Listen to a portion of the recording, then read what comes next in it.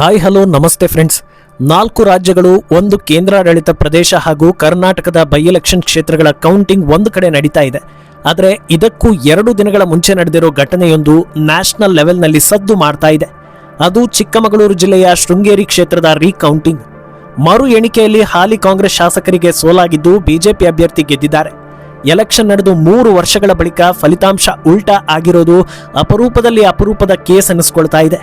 ಸರಿ, ಇದು ಒಂದು ಸಣ್ಣ ಕ್ಷೇತ್ರದ ವಿಚಾರ ಅಲ್ವಾ? ಇದರಿಂದ ಅಂಥ ದೊಡ್ಡ ಇಂಪ್ಯಾಕ್ಟ್ ಯಾಕೆ ಅಂತ ಕೇಳಿದರೆ ಅದರ ಹಿಂದೆ 10 ಕಾರಣಗಳಿವೆ. ಹಾಗಿದ್ರೆ ಈ ಬೆಳವಣಿಗೆ ಯಾವ ರೀತಿ ಪರಿಣಾಮ ಬೀರುತ್ತೆ, ಶೃಂಗೇರಿ ಕ್ಷೇತ್ರದಲ್ಲಿ ಮುಂದೇನಾಗುತ್ತೆ, ಇದೆಲ್ಲದರ ಡೀಟೇಲ್ಸ್ ಕೊಡ್ತೀನಿ. ನೀವು ಮಿನಿಟ್ ಮೇಡ್ ಚಾನಲ್ ಅನ್ನು ಫಾಲೋ ಮಾಡಿ, ಸಬ್ಸ್ಕ್ರೈಬ್ ಮಾಡಿ. 2023ರ ಎಲೆಕ್ಷನ್ ರಿಸಲ್ಟ್ ಬಂದಾಗಿನಿಂದ ಶೃಂಗೇರಿ ಕ್ಷೇತ್ರದ ಫಲಿತಾಂಶದ ಕುರಿತು ಚರ್ಚೆ ಮುಂದುವರೆದಿತ್ತು. ಪರಾಭವಗೊಂಡಿದ್ದ ಬಿಜೆಪಿ ಅಭ್ಯರ್ಥಿ ಮಾಜಿ ಶಾಸಕ ಜೀವರಾಜ್ ಅಂಚೆ ಮತಗಳಲ್ಲಿ ಗೋಲ್ಮಾಲ್ ಆಗಿದೆ ಅನ್ನೋ ವಿಚಾರ ಮುಂದಿಟ್ಕೊಂಡು ಕಾನೂನಾತ್ಮಕವಾಗಿ ದನಿ ಏರಿಸಿದ್ರು. ಕೋರ್ಟ್ ಮೊರೆ ಹೋದ್ರು.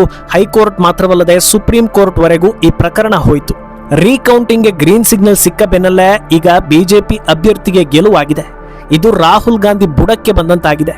ಯಾಕಂದ್ರೆ ಈ ಹಿಂದೆ ವೋಟ್ ಚೋರಿ ಬಗ್ಗೆ ದನಿ ಏರಿಸಿದ್ದೆ ವಿಪಕ್ಷ ನಾಯಕ ರಾಹುಲ್ ಗಾಂಧಿ. ಅಂಥದ್ರಲ್ಲಿ ಕಾಂಗ್ರೆಸ್ ಆಡಳಿತ ಇರೋ ರಾಜ್ಯದಲ್ಲೇ ಕಾಂಗ್ರೆಸ್ ಅಭ್ಯರ್ಥಿ ಗೆಲುವು ಅನುಮಾನಾಸ್ಪದವಾಗಿತ್ತು. ಮರು ಎಣಿಕೆಯಲ್ಲಿ ಸೋಲಾಯಿತು ಅಂದ್ರೆ ನಿಮ್ಮ ಅಧಿಕಾರದಲ್ಲೇ ವೋಟ್ ಚೋರಿ ಆಯ್ತಲ್ಲ ಅಂತ ಬಿಜೆಪಿ ಕೌಂಟರ್ ಅಟ್ಯಾಕ್ ಮಾಡೋದಕ್ಕೆ ಅವಕಾಶ ಮಾಡಿಕೊಟ್ಟಂತಾಗಿದೆ. ಅದೇ ರೀತಿ ಈಗಾಗಲೇ ವಿಪಕ್ಷ ನಾಯಕ ಅಶೋಕ್ ಕಡೆಯಿಂದ ಈ ಆರೋಪ ಬಂದಿದೆ. ಬಿಜೆಪಿ ಪರವಾಗಿ ಫಲಿತಾಂಶ ಬರುತ್ತೆ ಅಂತ ತಿಳಿದಾಕ್ಷಣ ಅಧಿಕಾರಿಗಳು ಉಲ್ಟಾ ಹೊಡೆದಿದ್ದಾರೆ.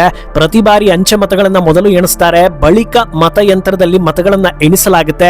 ಆದ್ರೆ ಶೃಂಗೇರಿಯಲ್ಲಿ ಎಲ್ಲವನ್ನೂ ಉಲ್ಟಾ ಪಲ್ಟಾ ಮಾಡಿದ್ರು. ಈ ಬಗ್ಗೆ ಕೋರ್ಟ್ ಮೊರೆ ಹೋಗಲಾಗಿತ್ತು. ರಾಜ್ಯ ಸರ್ಕಾರ ಫಲಿತಾಂಶವನ್ನ ತಡೆ ಹಿಡಿದಿರೋದು ಅಧಿಕಾರದ ದುರುಪಯೋಗ ಆಗಿದೆ. ಚುನಾವಣಾಧಿಕಾರಿ ಈ ಕೂಡಲೇ ಫಲಿತಾಂಶವನ್ನ ಪ್ರಕಟಿಸಬೇಕು ಅಂತ ರೀಕೌಂಟಿಂಗ್ ನಡೆದ ಬೆನ್ನಲ್ಲೇ ಅಶೋಕ್ ದನಿ ಏರಿಸಿ ಮಾತನಾಡಿದ್ರು. ಈ ಒಂದು ಬೆಳವಣಿಗೆ ಕೇವಲ ಈ ಕ್ಷೇತ್ರಕ್ಕೆ ಮಾತ್ರ ಸೀಮಿತವಾಗದೆ ನ್ಯಾಷನಲ್ ಲೆವೆಲ್ ಇಂಪ್ಯಾಕ್ಟ್ ಆಗುತ್ತೆ ಅಂತ ಗೊತ್ತಾಗ್ತಾ ಇದ್ದ ಹಾಗೆ ಇದಕ್ಕೆ ಕೈ ನಾಯಕರ ಕಡೆಯಿಂದ ಕೂಡ ಕೌಂಟರ್ ಅಟ್ಯಾಕ್ ಬರ್ತಾ ಇದೆ. ಒಂದು ಕಡೆ ಕಾಂಗ್ರೆಸ್ ಅಭ್ಯರ್ಥಿ ರಾಜೇಗೌಡ ಬಿಜೆಪಿ ಗೋಲ್ಮಾಲ್ ಮಾಡಿದೆ, ಮೋಸದಿಂದ ಗೆಲ್ತಾ ಇದ್ದಾರೆ ಅನ್ನೋದನ್ನ ಹೇಳಿದ್ರೆ ಡಿಸಿಎಂ ಡಿಕೆ ಶಿವಕುಮಾರ್ ಇನ್ನೊಂದು ರೀತಿಯ ವ್ಯಾಖ್ಯಾನ ಕೊಡ್ತಾ ಇದ್ದಾರೆ. ನಿನ್ನೆಯಿಂದ ನಡೆದ ಬೆಳವಣಿಗೆ ಬಗ್ಗೆ ನನಗೆ ವರದಿ ಬಂದಿದೆ, ನಾನು ಪರಿಶೀಲನೆ ಮಾಡ್ತಾ ಇದ್ದೀನಿ. ಬ್ಯಾಲೆಟ್ ಬಾಕ್ಸ್ ಅನ್ನ ತೆರೆಸಿ ಏನೆಲ್ಲ ಅಕ್ರಮ ಮಾಡಬಹುದು, ಕೋರ್ಟ್ಗೆ ಹೋಗಿ ಬರೀ ಅಂಚೆ ಮತ ಎಣಿಕೆಯನ್ನ ಮಾತ್ರ ಮತ್ತೆ ಎಣಿಕೆ ಮಾಡಿಸಿರೋದು, ಅವರ ಏಜೆಂಟ್ ಸಹಿ ಮಾಡಿದ್ದನ್ನ ತಿರುಚಿದ್ದು, ಇಡೀ ದೇಶಕ್ಕೆ ಇದು ವ್ಯವಸ್ಥಿತ ಅಪರಾಧ ಅಂತ ಆಕ್ರೋಶ ಹೊರಹಾಕ್ತಾ ಇದ್ದಾರೆ. ಆದರೆ ಈಗಾಗಲೇ ಜೀವರಾಜ್ ಗೆಲುವು ಅಧಿಕೃತ ಆಗಿದ್ದು ಶಾಸಕ ಸ್ಥಾನದ ಪ್ರಮಾಣ ಪತ್ರ ಕೂಡ ಕೈ ಸೇರಿದೆ. ಇನ್ನು ಇದನ್ನ ಡಿಫೆಂಡ್ ಮಾಡ್ಕೊಳ್ಳೋದು ಕಷ್ಟ ಅನ್ನೋ ವ್ಯಾಖ್ಯಾನಗಳು ಬರ್ತಾ ಇದೆ.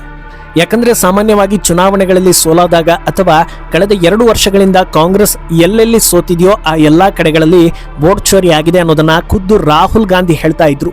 ತಮ್ಮದೇ ಆಡಳಿತ ಇರುವ ಹಾಗೆ ಕಾಂಗ್ರೆಸ್ ಭದ್ರಕೋಟೆಯಂತಿರೋ ಕರ್ನಾಟಕದಲ್ಲೂ ಈ ಆರೋಪ ಮಾಡೋದಕ್ಕೆ ಹೋದ್ರೆ ಖಂಡಿತ ಅದು ನೆಗೆಟಿವ್ ಆಗುತ್ತೆ. ಈ ಟಾಪಿಕ್ ಎತ್ತಿದ್ರೇನೆ ಬ್ಯಾಕ್ ಫೈರ್ ಆಗುತ್ತೆ ಅನ್ನೋ ಮಟ್ಟಕ್ಕೆ ಈ ವಿಚಾರ ಬಂದು ನಿಂತಿದೆ. ಸದ್ಯ ಬೈ ಎಲೆಕ್ಷನ್ ನಡೆದಿರೋ ಕ್ಷೇತ್ರಗಳಲ್ಲಿ ಕೌಂಟಿಂಗ್ ಆಗ್ತಾ ಇದೆ. ಅಲ್ಲಿ 2 ಸೀಟ್ ಕಾಂಗ್ರೆಸ್ ಗೆಲ್ತು ಅಂದ್ರೆ ಕರ್ನಾಟಕದ ಮಟ್ಟಿಗೆ ಕಾಂಗ್ರೆಸ್ ಪ್ರಭಾವಿ ಅನ್ನೋದು ಮತ್ತೊಮ್ಮೆ ಸಾಬೀತಾದಂತಾಗುತ್ತೆ. ಒಂದು ಕ್ಷೇತ್ರ ಸೋತ್ರು ನಾನಾ ರೀತಿಯ ವಿಮರ್ಶೆಗಳು ಬರುತ್ತವೆ, 2 ಸೋತ್ರೆ ಆಡಳಿತ ವಿರೋಧಿ ಅಲೆ ಅನ್ನೋ ನೇರ ಮುದ್ರೆ ಬಿದ್ದಂತಾಗುತ್ತೆ. ಅಲ್ಲದೆ ಒಂದೇ ವಾರದಲ್ಲಿ 3 ಕ್ಷೇತ್ರಗಳನ್ನ ಕಳ್ಕೊಂಡಂತೆ ಆಗುತ್ತೆ. ಈ ಸ್ಟೋರಿ ಬಗ್ಗೆ ನಿಮ್ಮ ಅನಿಸಿಕೆಯನ್ನ ಕಮೆಂಟ್ ಮಾಡಿ.